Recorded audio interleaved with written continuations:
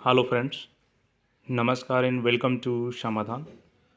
साथियों, उम्मीद करते हैं कि आप सब अच्छे होंगे और साथ ही साथ आपकी स्टडी भी अच्छे से चल रही होगी।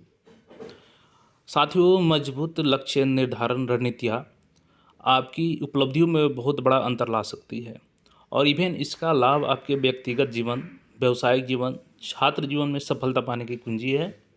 और देखिए, आपका लक्ष्य महत्वपूर्ण हो सकता है, लेकिन जितना दृढ़ संकल्प होकर के आप उस लक्ष्य प्राप्ति के लिए मेहनत करेंगे, उतना ही आपका सक्सेस की बढ़ते जाएगा। यहाँ पे हम लोग सहायक प्रशाखा पदाधिकारी सीजीएल 4 सहित बहुत सारी भर्तियों का जो विज्ञापन इसी साल आ रहा है, उसका अपडेट के बारे में हम लोग बात करेंगे। और इसके लिए नोडल पदाधिकारियों की नियुक्ति भी कर दी गई थी और वही नोडल पदाधिकारी इन सभी भर्तियों को खंगाल रहे हैं। और देखिए, इम्पोर्टेंट इसलिए है कि चूँकि अगले साल इलेक्शन है और इस साल लगभग सारी भर्तियों को कंप्लीट किया जाएगा। और ऐसे में जब मैक्सिमम नंबर ऑफ़ जो पोस्ट्स हैं, उसको इसी साल फिल कर लिया जाएगा, तो अब चुनाव बाद आप खुद ही सोचिए कि कितनी भर्तियाँ बचेंगी और क्या टाइम से भर्तियाँ आएँगी। तो इसलिए भी आपको डेडिकेटेड होके मेहनत करना है। और देखिए, आपके मन में चाहे वो सवाल कहीं से भी आए कि भर्ती इस साल नहीं आ रही है, 2026 में आएगी तो 2029 में आएगी, लेकिन ऑल ओवर नुकसान आप ही का है।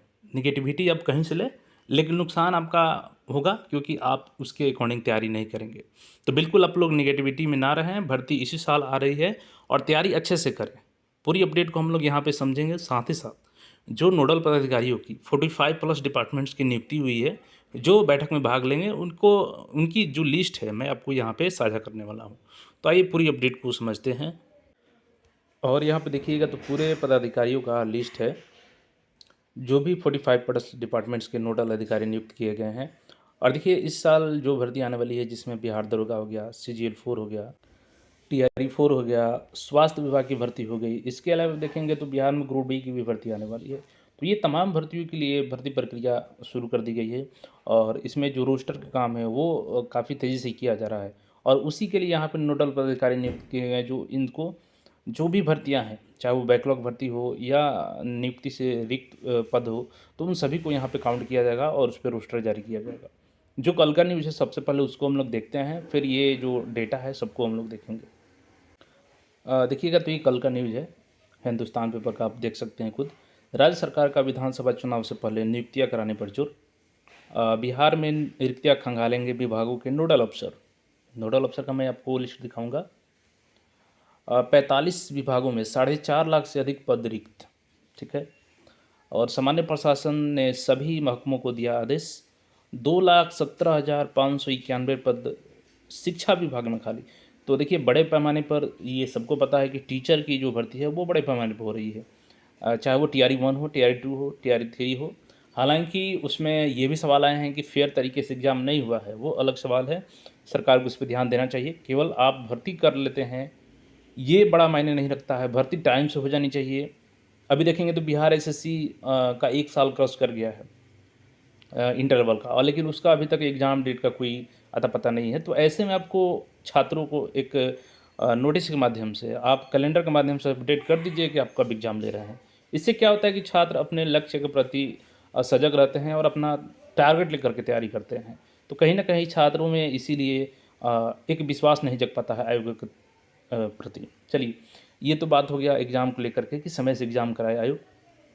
सामान्य प्रशासन विभाग सरकार के विभिन्न विभागों के बीच समन्वय करेगा। नियुक्ति करने वाले सभी संस्थाओं, बोर्ड या आयोग को भेजी जाएंगी रिक्तियाँ। और चुनाव से पहले 12 लाख रोजगार। देखिए, रोजगार में ये सभी प्राइवेट भी आ जाएंगे, लेकिन सरकारी नियुक्तियों की बात करें तो 4.5 लाख भर्तियाँ जो हैं वो 45% प्लस डिपार्टमेंट से है। देखिएगा तो बिहार सरकार का विधानसभा चुनाव से पहले नियुक्तियां करने पर जोर है। इसको लेकर विभिन्न सरकारी महकमों में नोडल अफसर नियुक्त किए जाएंगे। देखिए, यहाँ पे किए जाएंगे लिखा है, लेकिन ऑलरेडी ये नियुक्त हो गया है। हम उसका लिस्ट भी दिखाएंगे और इनकी जवाबदेही होगी कि ये रिक्तियाँ खंगालेंगे। सामान्य प्रशासन विभाग ने सभी महकमों को नियुक्त और रोजगार को लेकर नोडल पदाधिकारी नियुक्त करने का आदेश दिया है।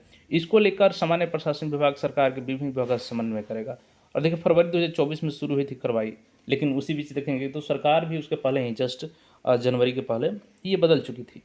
तो थोड़ा सा उसका वजह से डिले हुआ। और इधर बीच में देखेंगे तो अभी दुर्गा पूजा का जो त्योहारी सेशन चल रहा था, तो उसके वजह से भी जो भर्ती प्रक्रिया है वो कहीं ना कहीं धीमी रफ्तार पकड़ी है। और बीच में जो अभी जो समय मिला है 15 से 20 दिनों का, तो इसमें जो कुछ काम होगा उसके बाद फिर देखेंगे तो ये दीपावली का पर्व आ जाएगा, छठ पर्व आ जाएगा। तो कहीं न कहीं ये जो रफ़्तार है उसका धीमी करता है। लेकिन फिर भी सरकार का जो इलेक्शन है वो टारगेट है, तो उसके मद्देनज़र यहाँ पे नियुक्तियों को लेकर के सभी ब्यौरा तलब किया गया है विभागों द्वारा कि रिक्ति आप एकत्र करके जल्द से जल्द उपलब्ध कराएँ। और देखिएगा तो ये क्या है कि व्यवस्था लागू की, चूँकि ये मई में ही रिक्तियाँ माँगी गई थी 2024 की, लेकिन बीच में आरक्षण का नियम जो आ गया था 65% वो भी कोर्ट में पेंडिंग चला गया। ऑनलाइन ब्यौरा देने में कुल स्वीकृत पदों एवं दी गई जानकारी में अंतर होने के कारण अब नोडल अफसरों को वो लगाया गया है, चूँकि उसमें डिफरेंस आ गया था। राज्य सरकार के स्तर पर सभी विभाग की रिक्तियाँ नियुक्त करने वाले सभी संस्थाओं बोर्ड आयोग को भेजी जाएगी। इसके लिए सामान्य प्रशासनिक विभाग को समन्वयक की जिम्मेदारी दी गई है। पूर्व में जहां विभिन्न विभाग अपने स्तर से ही आयोग या बोर्ड को नियुक्ति के लिए अनुमति देते थे, उस पर रोक लगाई गई है। अब चूंकि सारी प्रक्रिया सामान्य प्रशासन विभाग की देखरेख में होगी, तो जो भी नोडल पदाधिकारी होंगे वो बैठक में हिस्सा लेंगे। और देखिएगा तो किस में कितना पद खाली है ये भी ब्यौरा दिया गया है यहाँ पे। देख सकते हैं जानकारी के अनुसार राज्य सरकार के 45 विभागों में कुल 4,72,976 पद रिक्त हैं। इनमें सबसे अधिक शिक्षा विभाग में 2,17,591 पद, वहीं स्वास्थ्य विभाग में 65,734, गृह विभाग में 41,414 और ग्रामीण विकास विभाग में 11,784, नगर विकास एवं आवास विभाग में 1948, पंचायती राज विभाग में 55 से 51, कृषि विभाग में 3,015। अब देखिए कृषि विभाग में समन्वय कोऑर्डिनेटर की भी वैकेंसी आती है, तो उसका भी आप लोग अच्छे से तैयारी करें, उसकी भी भर्ती बहुत जल्द आने वाली है। इसके अलावा देखिएगा तो पशु एवं मत्स्य संसाधन विभाग में 48 से 14 पद रिक्त हैं। ये सभी रिक्तियाँ स्वीकृत पदों के विरुद्ध है और विभागों में कुल स्वीकृत पदों एवं कार्यरत कर्मियों की संख्या के आधार पर अद्यतन रिक्तियों की सूचना एकत्र की जा रही है। साथ ही साथ ऑनलाइन देखिएगा यहाँ पे तो भेजे जाने वाली रिपोर्ट की भी जाँच चल रही है। तो बिल्कुल यहाँ पे समन्वयक बना लिया गया है। अब चलिए नोडल अधिकारियों की लिस्ट देख लीजिए, बहुत जल्द ये वैकेंसियाँ जारी की जाएगी। और छठ बात उम्मीद है कि मैक्सिमम जो भर्ती है आयोग के पास पहुंच जाएगी, सामान्य प्रशासनिक विभाग के पास पहुंच जाएगी और वो फिर विभिन्न आयोग को जाएगी और वहाँ से आपकी रिक्तियाँ निकलेंगी। यहाँ पे देखिएगा कि विभिन्न विभागों द्वारा कतिपय परियोजनाओं से आयोजित की जाने वाली बैठकों के लिए सामान्य प्रशासन विभाग के प्रतिनिधि के रूप में पदाधिकारियों का मनोनयन देखिएगा तो ये दिया गया है कि विभिन्न सरकार के विभिन्न विभागों के अंतर्गत लोक उपक्रमों में नियुक्ति प्रोन्नति हेतु गठित समितियों, उच्च स्तरीय चयन समितियों, संविदा पर नियोजित कर्मियों को देय प्राथमिक निर्धारण हेतु गठित समितियों, बिहार सरकार के विभिन्न विभागों के अंतर्गत राज्य अधीन सेवाओं के विभिन्न सेवा संवर्गों यानी कैडर में अस्थायी व्यवस्था के तहत राज्य को कर्मियों को उच्चतर पद का कार्यवाही देने के लिए। तो देखिए अब जो उच्चतर पद दिया जाता है तो उससे क्या होता है कि जो निम्न पद खाली होते हैं उस पर डायरेक्ट वैकेंसी निकाली जाती है।